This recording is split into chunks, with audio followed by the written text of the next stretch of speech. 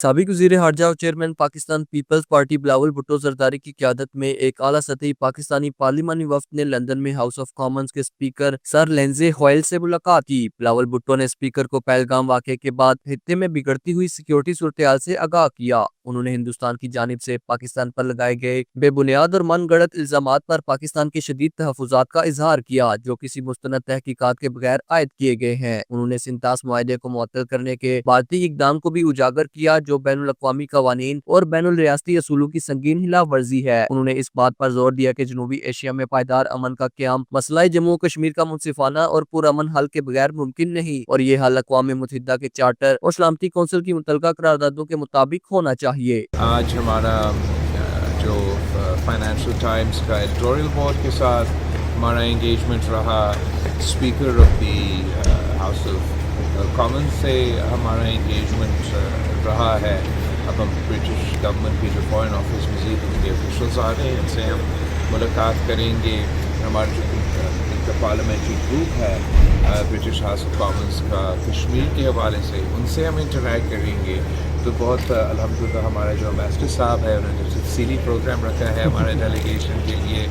और मेरा ख्याल में कि दुनिया का तो यही ख्याल था कि ये सीज़ फायर है, और जब इंडिया एग्री हो पाया था तो इन्होंने सीज़ फायर तक ही एग्री हो पाया। अब जो बयानात आ रहे हैं भारत की हुकूमत की तरफ से, वो तो अमन के पैगाम नहीं है, जंग के पैगाम है। तो हालात को वॉर मॉन्गरिंग किया जा रहा है, और मेरा ख्याल में दुनिया भर में इसको बड़ा संजीदगी के साथ देखा जा रहा है।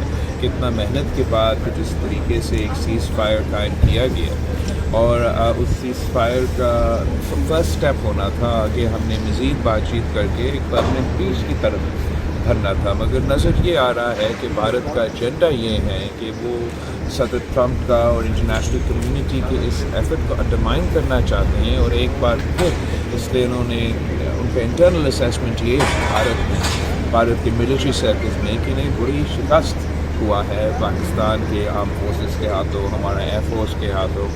तो उसको कॉम्पनसेट करने के लिए ये इस ट्रैजेक्टरी की तरफ बढ़ते नज़र आ रहा है। पाकिस्तान एक रिस्पॉन्सिबल न्यूक्लियर स्टेट है।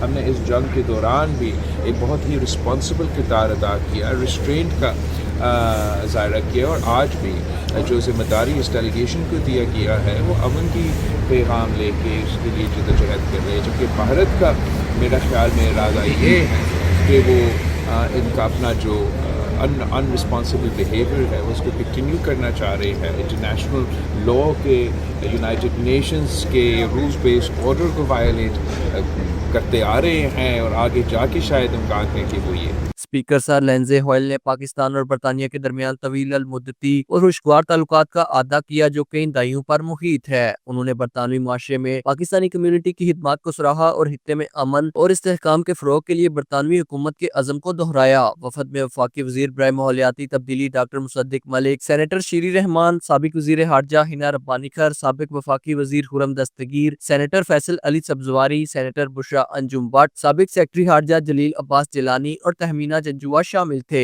बरतानिया में पाकिस्तान के high commissioner doctor Mohammad Faisal भी मुलाकात में मौजूद थे। Shaukat Dar, JK news, London.